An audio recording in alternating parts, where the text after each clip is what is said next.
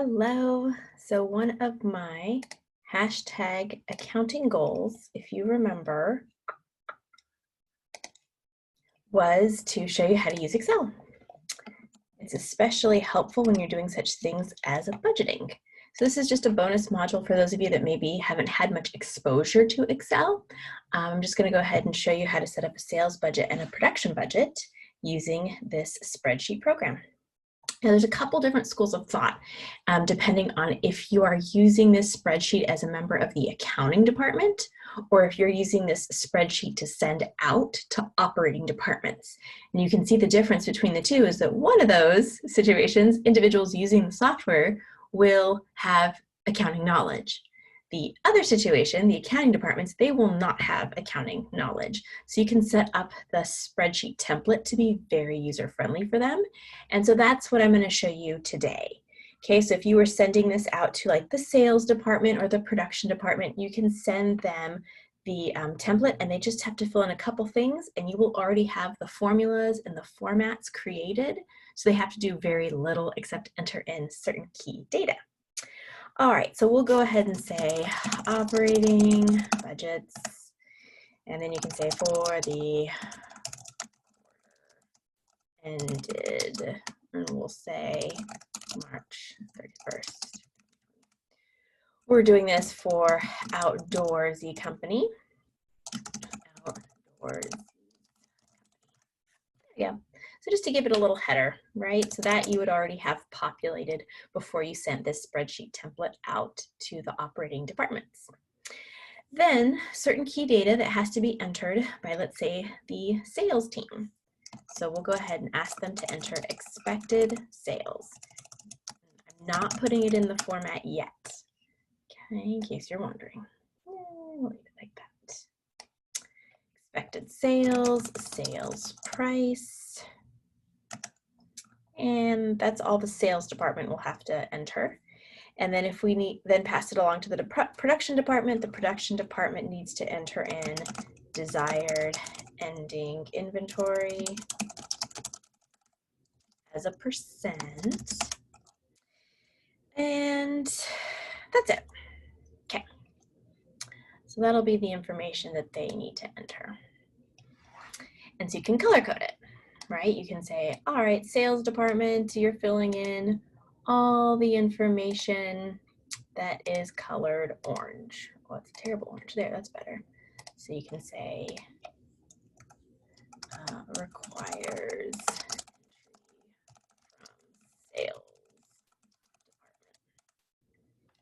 The beautiful thing is, if you don't like my template, you can make your own. I'm just showing you some schools of thought on it.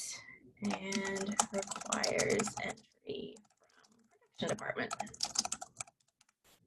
Okay, and then you can do it so that those specific departments only have access to those cells, and you can lock all the other cells so that they cannot contaminate your templates.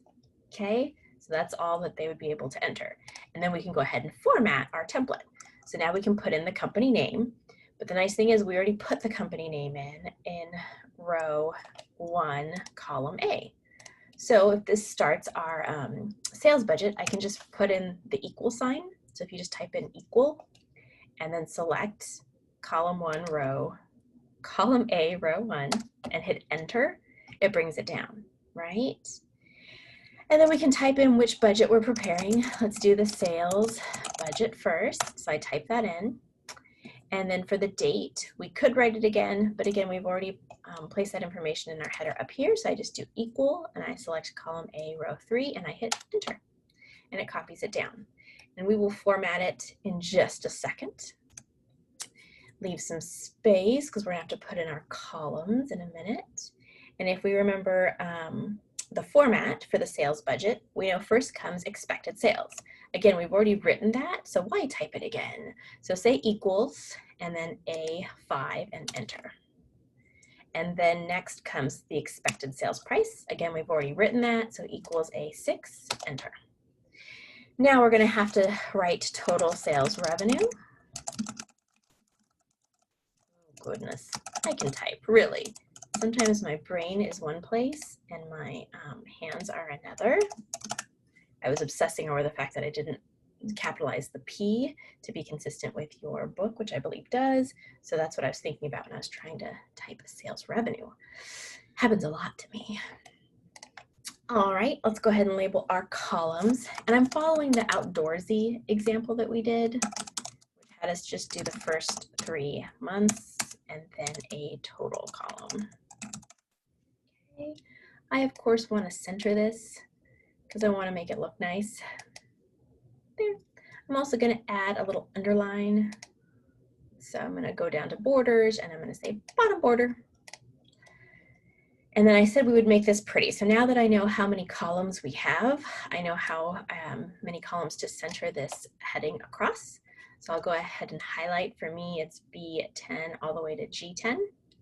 And I'm going to go up here under alignment. I'm going to say merge and center. And it makes it prettier. Okay, and then just go ahead and do that for each one. You could also use the paintbrush feature. Instead of doing that each time, you can just highlight the format you want to copy and go to paintbrush. And then, boop. So that's another way to do it. I also want a border around my header. So I'm going to go back to borders and say outside borders. And then make an outside border around the whole budget I just did. I'm going to go 1 row past where I ended. I'm going to do thick outside borders. And again, you can modify this as you want. And I know it might seem a little laborious right now, but it's because we're setting it up for the first time. But then once you have that template, you can just copy it. All right, let's go ahead and put down some things. I realize that we're going to have 3 months worth of sales that the sales department needs to give us. No problem. I'm going to insert a row. Let me just show you how to do that, because I don't want to assume anyone's done Excel before, because it's not a prerequisite for this class. So if you want to insert a row, like I realize, oh gosh, I want to put column headings here, January, February, March, but I forgot. I don't have to delete it and start all over, right? You just go ahead and move your cursor over to the row where you want to insert above. So 5 for me, line 5. And then I'm going to right click and I'm going to say insert. Ta-da! Okay, so I want them to enter an amount for January or February. Let me scoot this over. So I'm just doing a shift arrow down, and then I'm still holding shift, and I'm going to go arrow across. I'm going to do Control X, and I'm going to scoot this over a little bit. And what I could even do is I can look at my page break, view, page break, and I could make sure that that doesn't even appear on the page if they were to print it out. I don't know if it's going to like this. Okay, there.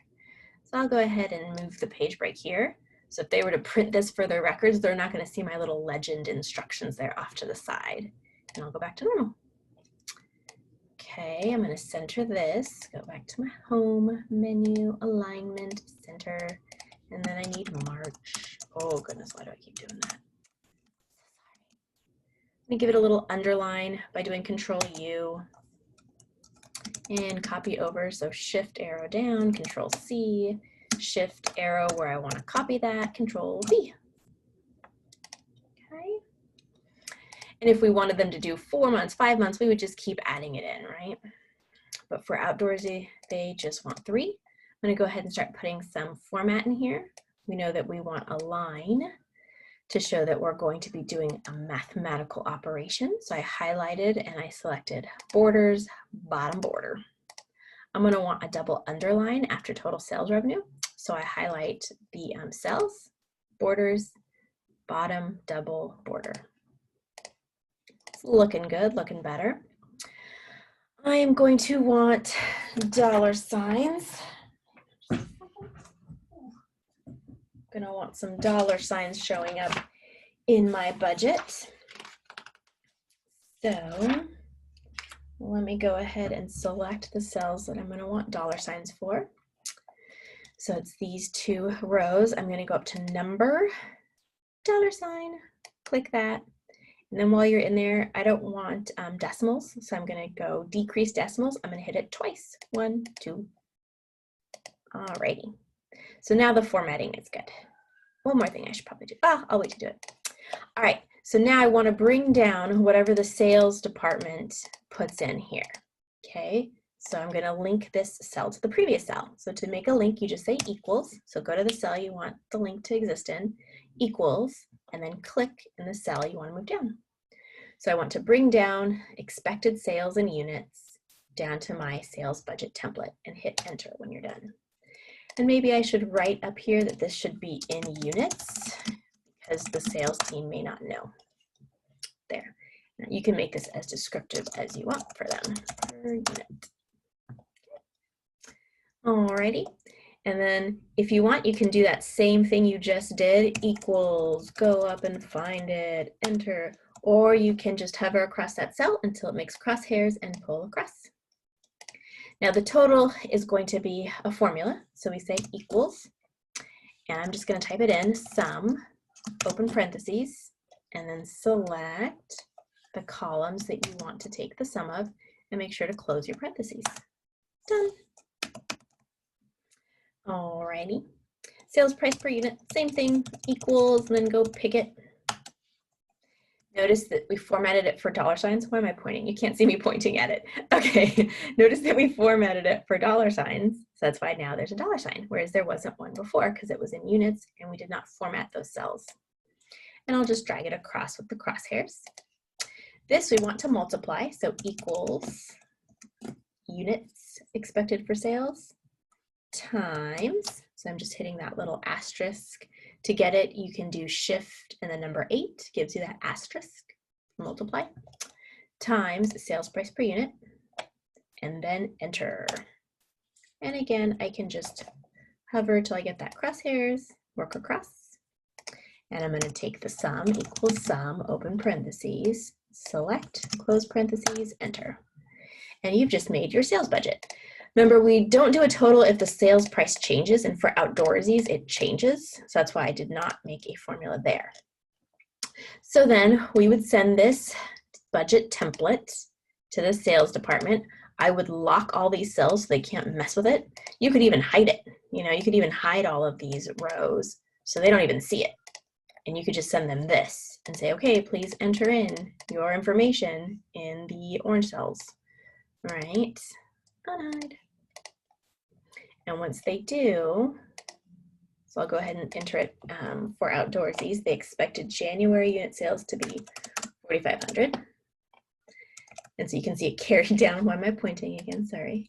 You can see it carried down. Now let's say I realize, oh, I want a comma in there. Let me go back and put in a comma. And again, I want to decrease the decimal. So I just use the arrow that's pointing to the right. All right, and then February, let's say they put in 4,000, and March was 4,300 in this example. Forgot to format this one. Come on. All right, sales price. They'll enter what they are expecting the sales price to be. Don't worry, we'll fix those number hashtag signs in a second. 220, 280. All this data is coming from Outdoorsy. Now notice here it was too big. It means that the product here did not fit in the column. So just go up to the top of the column and double click. If you want to do it faster, you can highlight the cells and double click. And there you go. Okay, so we did a sales budget, yay!